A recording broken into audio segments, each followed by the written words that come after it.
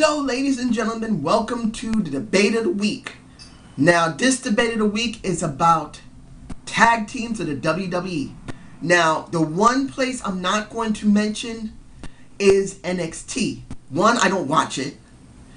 And two, since there are some tag teams in NXT, not many, but the problem is that since the ones I'm going to be mentioning are the majority of the ones that are seen on television, at least have been seen in the last 12 months, those are the ones I'm going to focus on right now, because the one tag teams that are in NXT or if they're in FCW, they're not seen yet. WWE and the brass have not figured out that they need to do something with this tag team. And since they're not going to incorporate anything from NXT into SmackDown or Raw, this is not even mentioned. So I'm only mentioning the tag teams that have been seen in the last 12 months to maybe a year and 3 months. Now, the first ones that I believe that are one of the best tag teams they have is the Uso brothers. These two have been around a long time. They have not been pushed, not since they came out with Tamina when they started in 2010. At least going on, I believe it was SmackDown they first premiered.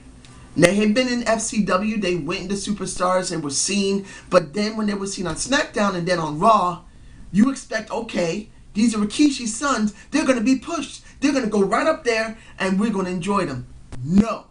These two have never gotten the titles. Period. They have jobbed beyond recognition for almost 3.5 years. Since 2009 into 10, into 11, into 12. I have not seen them actually win a title yet, which is ridiculously stupid. These are Rikishi's sons. They're not bad characters.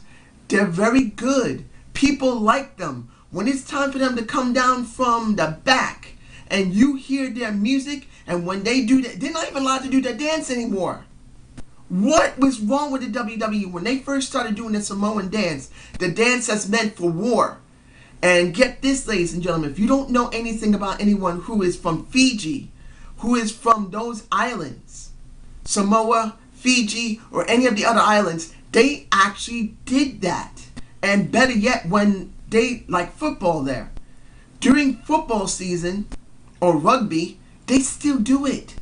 The very things that was their, basically the combat scream and yell, like they did in Africa and Native Americans, the people from the islands did the same thing, and they still do it while they do their sporting events. When they do rugby, when they do basically soccer or football as they also call it, they still do it. And people loved it and they were getting over. But get this, the WWE don't even let them do it that much anymore.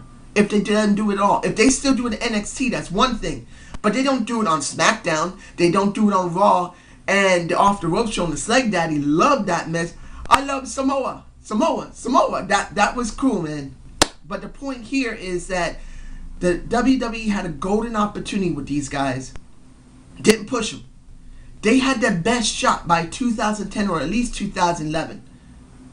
Even 2012, really around 2012, when they were really beginning to get over with their theme, they could have gone somewhere. And they didn't do nothing. Should this team still be in existence in WWE? Yes. But they should be pushed. They should be pushed. How do they push them? Bring back Rikishi. Let them have him as their manager. That's what they really need. They need a manager. Look, Primo and Epico had a manager. The Primetime Players had a manager.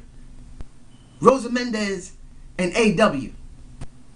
Those two got managers, and most of the time they got over. Look at Primetime Players. They could have actually gotten the titles if AW had not pissed someone off, which was Linda McMahon, basically saying what he felt was right. Doesn't matter if you agree with it or not. I made a video about AW getting his ass kicked out because of what he said about Linda McMahon and the campaign just before what happened in November, which basically should never happen. He should have never been ejected because of a basic comment. Should never been, because the Primetime Players would have already became champions already. They would have. But you know what? That's what we got. We're stuck with it. So they could have their father come back for short term. Let him come back short term and be the manager and beat the shit out of everybody. When no one is going to mess with my kids, I'm going to back my ass up into your damn face and knock you out. And that's what my kids are going to do to you. We are the most dominant team. Just like that, I really believe they would get over so bad it would explode the WWE outward in their tag team division. It would. People still love beyond recognition Rikishi. Look at Brodus Clay. He is a Rikishi character. He is like a watered down version of Rikishi. Think about it. Honestly, it would be perfect. Do I believe they would get over as the champions? Yes, I do. So I'm just going to leave it at that. The next tag team that I believe right now should be broken up, if they still, from most of the time they are, is Kid and Gabriel. They just, WWE has two high flyers. Two of them. They don't push either one of them. So they decide to stick them together in the hopes they would get over. Then when they start looking like that might be interesting, they pull out the rug from under them and they don't show them. Gabriel and Kid are two very good high flyers. Kid is better as a ground attack person as much as he, well, see it like this. Tyson Kidd was trained in the Heart Dungeon. He knows how to do submission and ground type of wrestling. He's also a very good high flyer. Justin Gabriel is more of a high flyer than he is a ground person. So the one who's much better would be Tyson Kidd. But here's the problem, ladies and gentlemen. Since neither one of these guys could get over by themselves because the WWE wasn't willing to push either one of them, because either one of them, as I said, what could be done for the WWE in the future, what they can do, I said for both these guys, they both could get the Intercontinental or at least the U.S. Championship and run with it. People would actually like them both, but they refused to do it. Look what happened with Tyson Kidd and Lord Tenzai and Tyson Kidd. What the F was that? You had Tyson Kidd get over on him more than a few times last year, and what happened? Did they push Tyson Kidd any more than that? No. They had nothing for Tyson Kidd to do after he had beaten at least twice. Twice he beaten Lord Tenzai, or as we know as Lord Albert, A-Train. Albert! But you know what I mean. These two as a tag team, are they getting anywhere? No. These two as singles competitors, are they getting anywhere? No. So what do I believe should happen? Both these guys should leave, because they've been stuck. Not even in main event, not even the mid card. They're in the undercard. They're not doing anything. I feel sorry for these guys. They should be released so at least they stand a chance of doing something, unless they've already been released. Since I haven't seen them in so long, I don't know if they've been released or not. It's a possibility that one of them or both have been released, and if they're not released, WWE release them. Let them go somewhere where they stand a better chance. I'd rather see Justin Gabriel and Tyson Kidd go over to TNA than stay in the WWE, because at least then they get something done. At least they get something done. They stand a better chance of getting a storyline that's useful than this. Especially now that the TNA has now changed their scheduling for the pay-per-views. And then they're having the supplemental pay-per-views. And having a X division that is all by itself with its own pre-tape pay-per-view would actually be not so bad for these two guys who are good high flyers, and one of them is a very good ground technical wrestler. Next, primetime players. These two had a shot at getting the world title when they were with AW, and like I said earlier, AW said something that pissed off Vincent Kennedy McMahon and basically got kicked out. After that, the primetime players who were doing not so bad, that had some interest, hit the floor and broke the ground, and they have been digging in China ever since. They have not done anything. They have jobbed to Primo and Epico. They have jobbed to Hell No. They jobbed to the temporary tag teams of a Sheamus and a John Cena or anybody else that existed. They have not barely won anything. They have no interest.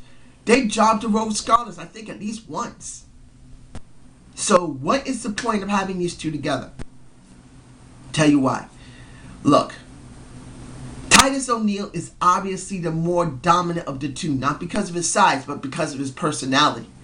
He's a much more better personality than Derek Young. Really. He is. If I'm pronouncing his first name wrong, I'm sorry. I don't really even think about the guy, the man, no days off, Mr. Young. He's boring for me. I'm not saying he couldn't be a great talent, but he's not stuck with a very good stick, especially if he's got to be combing his hand with a pick. These two, between each other, the one who's the most dominant is Titus O'Neil. Really. And what comes down to is this. If Titus O'Neil is broken away and has a good stick, he could be a great main eventer. He could. Does that mean they're going to do it? No. Not until something happens in the brass do they figure it out that Titus O'Neil should be separated and actually be pushed. He should. Now, there have been several men in the WWE who have been separate, who's of color, who have been pushed and then dropped. It's happened. And I don't even need to mention the names because you've already seen them. The only one that's actually made it last year was Mark Henry. Really. So Titus O'Neil, between the two, is the most dominant and could actually do something in the main event if they push him. But until then, what are they going to do with him? Not much. So he's better off just staying with Young. Doesn't mean I'm happy about it because they're not going to be pushed anyway. But at least for now, he's not going to be kicked out, and maybe eventually they'll figure out that they need more than one big man like a Ryback that could actually do something in the ring. Ryback does not have a good personality, but Titus O'Neil does. And maybe they'll finally figure that out with Titus O'Neil. So what do I believe with these two? Like I said, keep them together for a certain amount of time, and then eventually break Titus away and let him go off on his own. Next is Rogue Scholars.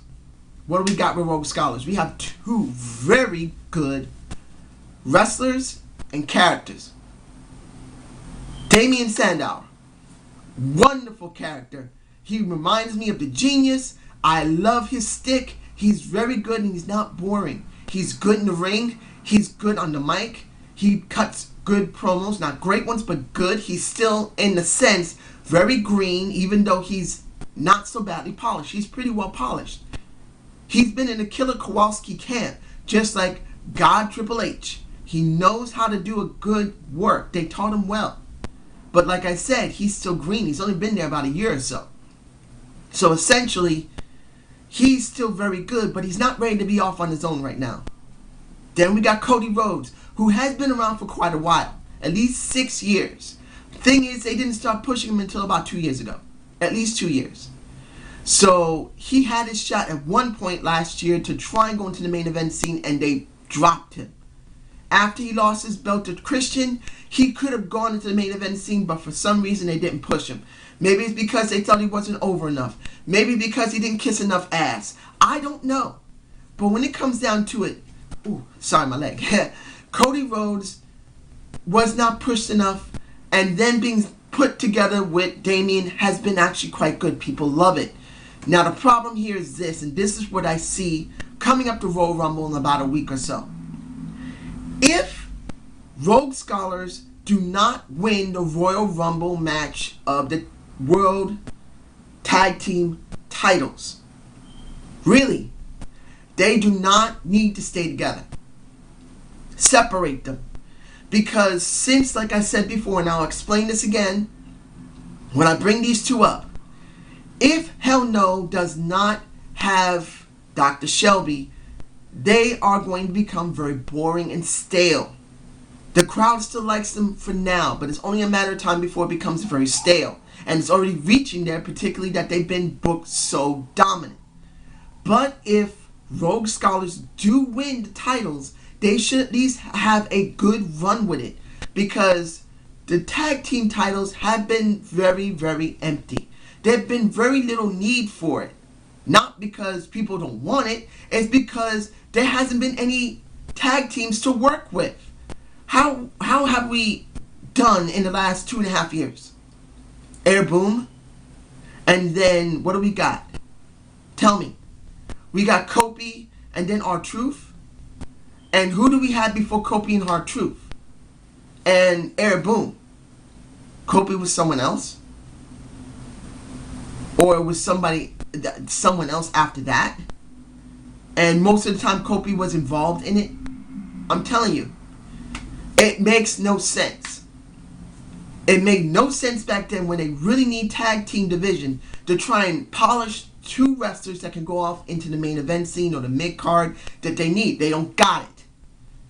So since Triple H is supposedly trying to rebuild the tag team so we can make new stars that way and then branch them off, it would make sense to allow Rogue Scholars to win. If they don't, they must be separated. There is no point in letting Rogue Scholars continue. We'll still like them. We'll still be happy to see them together. But the problem is that they'll get no traction. They'll get no headway as actual competitors. What would be the point of keep throwing Rogue Scholars at Hell No if they're not allowed to win? They have lost so many times. It's surprising that anyone still has any interest in Rogue Scholars.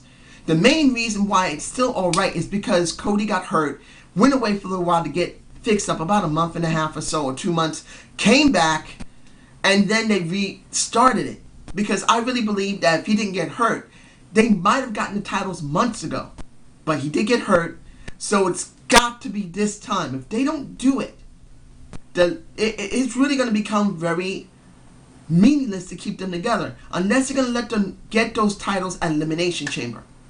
My hope is that it will be at Royal Rumble and they're allowed to run with it. Next tag team is Hell No. And as I said earlier with Rogue Scholars, because Dr. Shelby is not there, Hell No is not as interesting as they could be. They could be 5 times more interesting having Dr. Shelby by their side. Look what happened when Dr. Shelby was there with them and Rogue Scholars was the catalyst for them to have a fight. I felt more interested in Rogue Scholars getting their asses whipped then than when Dr. Shelby isn't there. Because he's screaming at them, Dr. Phil? Dr. Phil? Get him! Get them! I wanted to see that constantly. See Dr. Shelby there to be a catalyst to make it more interesting. Let him be their conscience. Because then it'll be more interesting.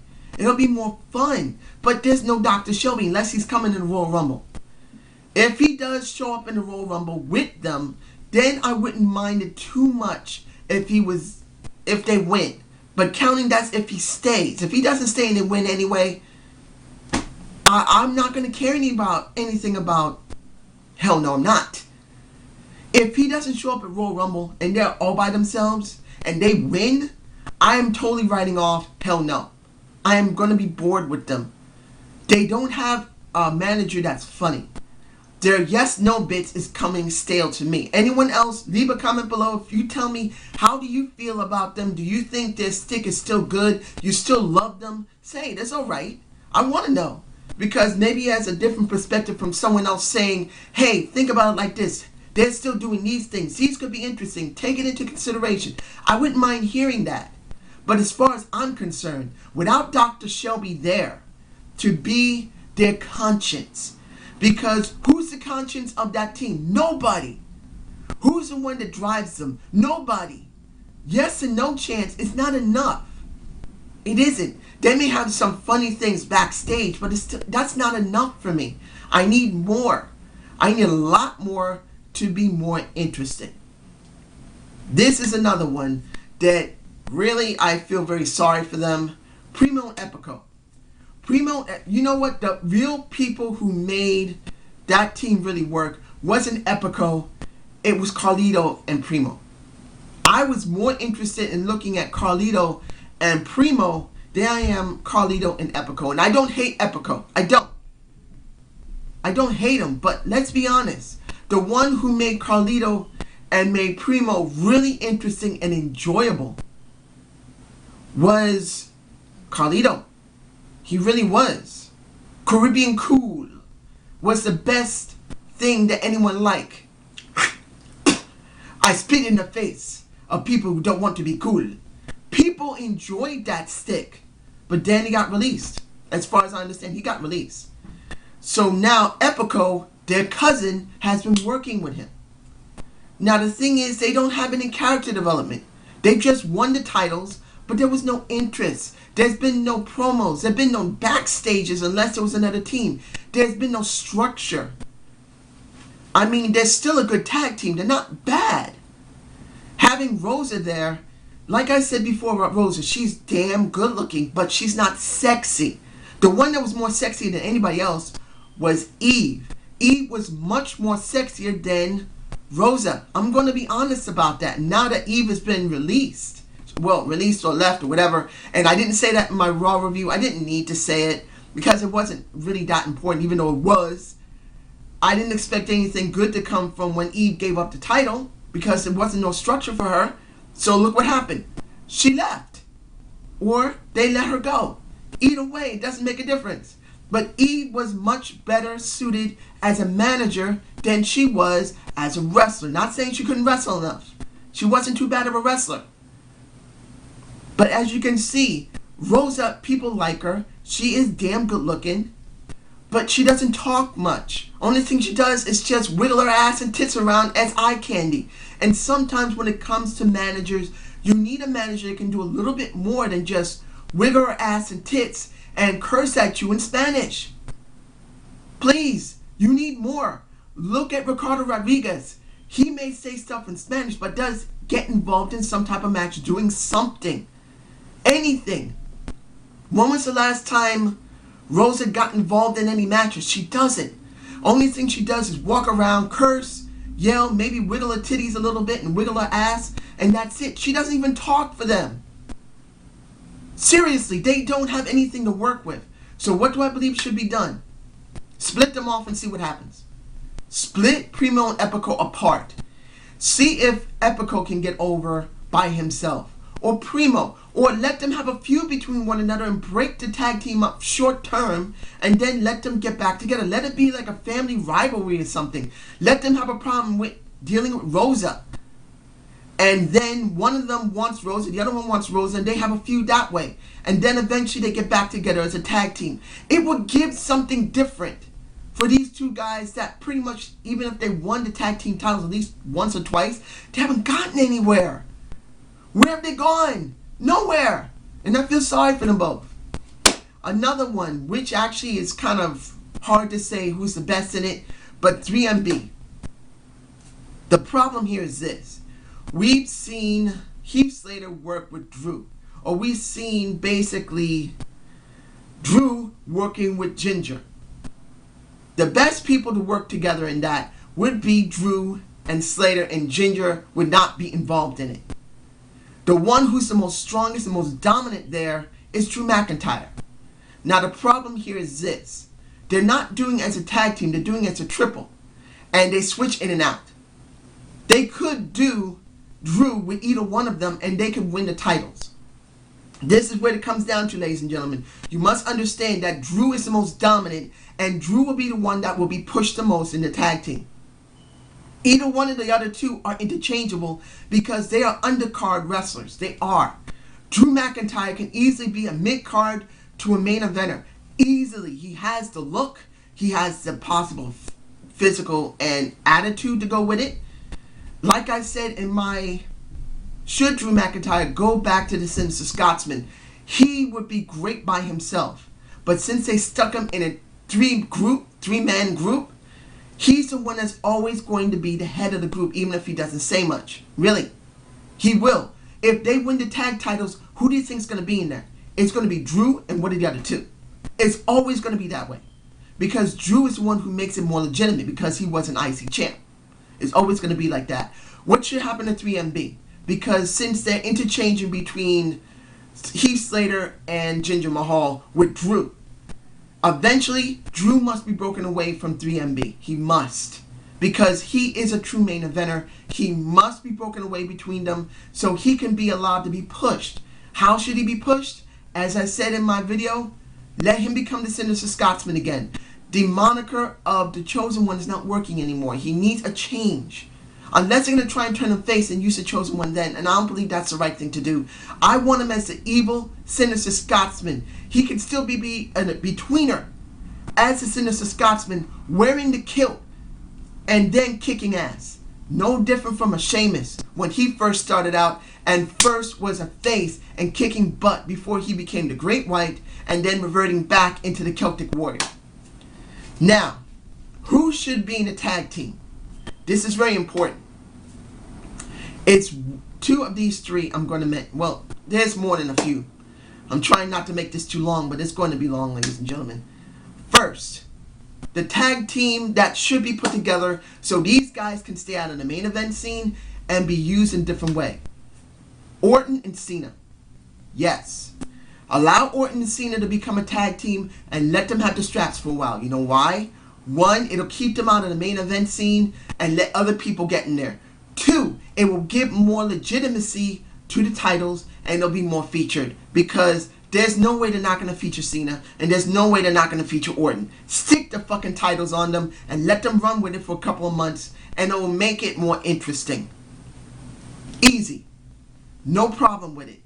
You could still have them have problems between one another, but as long as they hold those titles, people will be interested at least enough to see, oh, these two have always been up here are now here. Okay, I'll watch them for a little while I watch the real good stuff up here. It's better than nothing. That's what we need. Now another team that should be together would be Sheamus and Cena. I know I have to involve Sheamus and Cena, but it's necessary because these three have been in the main title scene for at least 2 years. Overlapping with Sheamus, he's been in the title scene, Cena's been in the title scene, and Orton's been in the title scene. Doesn't matter which title, World or WWE Champion. Makes no difference. They must be taken out of the title scene and do something. Let them go into the tag teams, which also comes to the final one, Orton and Sheamus. Make sure these three, or at least two out of these three, are taken out of the title scene temporarily. You can't keep them there. How the hell are you going to get new stars if the stars that are there really hog all the light? You got to take these guys out. You do. And there's one more team that might be interesting that people want to say, what the fuck? You got to be kidding me. Yes. The final ones that I think would be really interesting and people would say, are you kidding me that he actually would be willing to work with him? Would be Orton and Kofi Kingston. Yes, the one who got fucked over by Orton has to team up with the one who's now been shoved into the mid-card. Now, why would I do this? Simple. Orton has been acting stupid for a long time. Obviously, he fucked over more than a few people in the last 6 to 7 years. He has. The person he fucked over really badly has been Kofi Kingston. Kofi has been stuck in mid-card hell right here and has not gone up here, not since that feud they had, and Orton didn't like that match they had together. He fucked him seriously. Now, since the wellness program, Orton has begun to change his attitude a little bit, possibly. It's still a possibility he's still going to be a piece of shit. But still, if Orton has to be taught a lesson, if Orton must be taught, listen to me, Randall, you have really screwed our company up by not letting us get more stars up. So this is what we're going to do with you. You're going into the mid-card and you're going into the tag teams with the one you fucked over, and that is Kofi. You are going to have a match with Kofi and both of you are going to win the tag titles. That would be ironic for him and a punishment. For the simple fact, having the titles is like being in the undercard. Nothing to do. But still, having those two together would actually make it interesting. As much as you may think, no. Orton's not someone they're not going to feature. He will be. Kofi, who deserves much more better, will be featured along with him. And Kofi can more than often talk over Randy, no matter how much. No one's going to like it or will like it. Simply put, if they want to teach him a lesson, let Kofi be the one that's allowed to talk more than Randy. Because Randy is very monotone. He doesn't have a strong character in talking. But Kofi's a much better talker than him, and not by much, but he is. Kofi's a much better talker, so make Kofi the one who talks. That will teach Randy a very, very good lesson in not fucking over people and actually doing what's good for the business. Then eventually, when you break these two off, you can still let Orton go into the title scene, but then you can let Kofi go in the title scene, which he deserves. So this is what I believe should be done with the tag teams in WWE. Subscribe and comment to Zane's View. I hope you like this debate of the week. I am actually going to be doing a mixed bag of wrestling on Kofi next. Hopefully there's nothing that's going on later today, because that's when I'm going to do it. So I hope you like this one. Have a good day.